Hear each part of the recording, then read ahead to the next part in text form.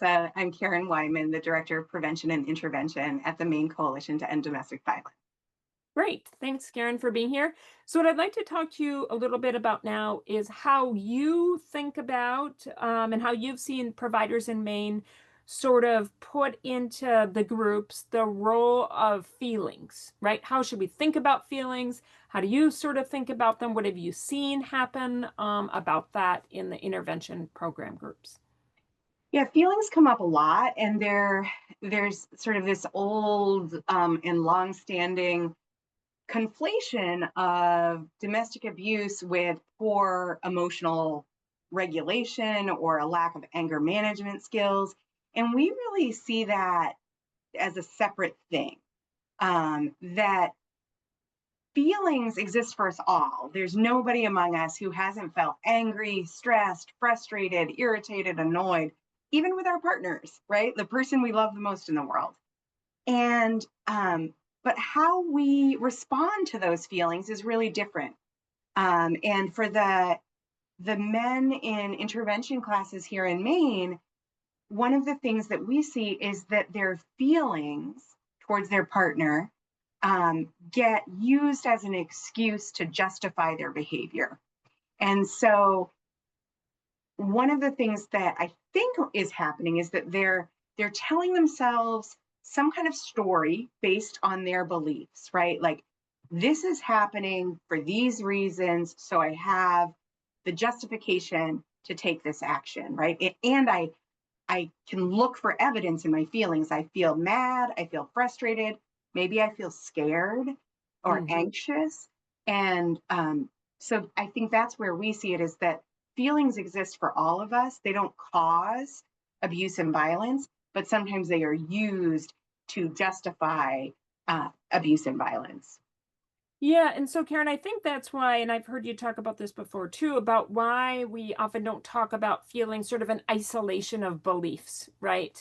That we sort of talk about them as connected to that. Can you just say a little bit about that? Sure. So like I think about this in my own relationships in my life, and like if my partner does something that bothers me, I might have a bunch of different stories about that. I Mhm. might think, oh gosh, they're trying to make my life more difficult. And that thinking, that belief I have about how they're behaving, is going to lead me to a certain set of actions. If I think, gosh, that's not like them, they must Yeah, be having a really off day or something must be wrong, that's going to lead me to a different set of actions. So the feeling in both instances is the same, but the beliefs I and the thinking that I have about what that belief is connected to are going to take me to different courses of action that may right. be abusive or not, depending. Right, right.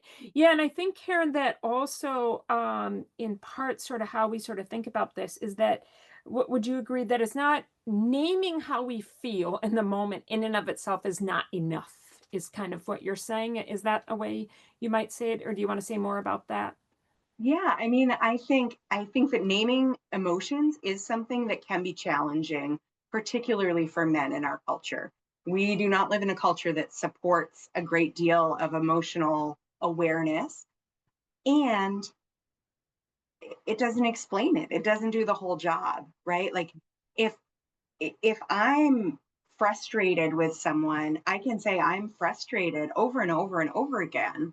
Yeah, And that's not necessarily going to reduce my feeling yeah, or resolve the situation. I'm going to have to make a choice. What am I going to do with this frustration?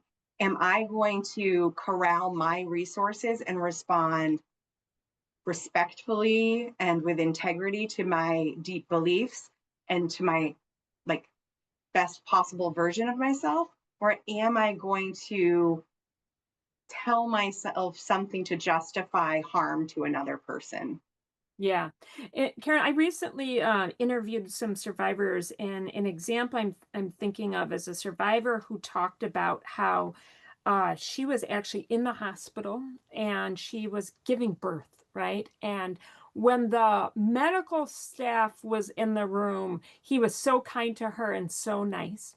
And then when the medical staff walked out, he was like in her face and saying horrible things. It was taking a long time. The baby, it was a question of like, is she going to have a C-section or not?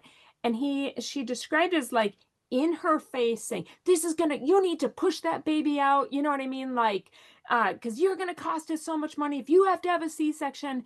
And she said, and then he could tell, he could hear voices outside, right? And when they come back in, right?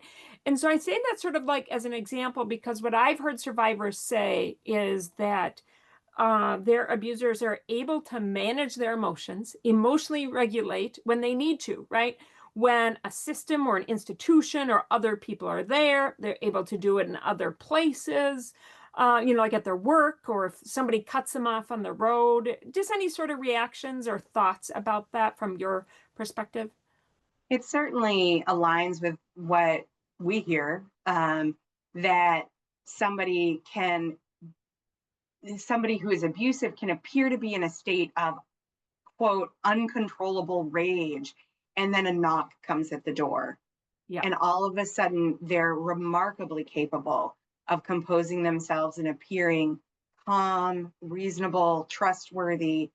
And so like that functions in a number of ways, right? It really can conceal the abuse and harm that is happening. It can also be really disconcerting to the survivor of that harm, because it's such a quick shift, and it can make it hard for the survivor to be believed about their own experience, when there's such a convincing portrayal of uh, sort of a dark Dr. Jekyll and Mr. Hyde Yeah.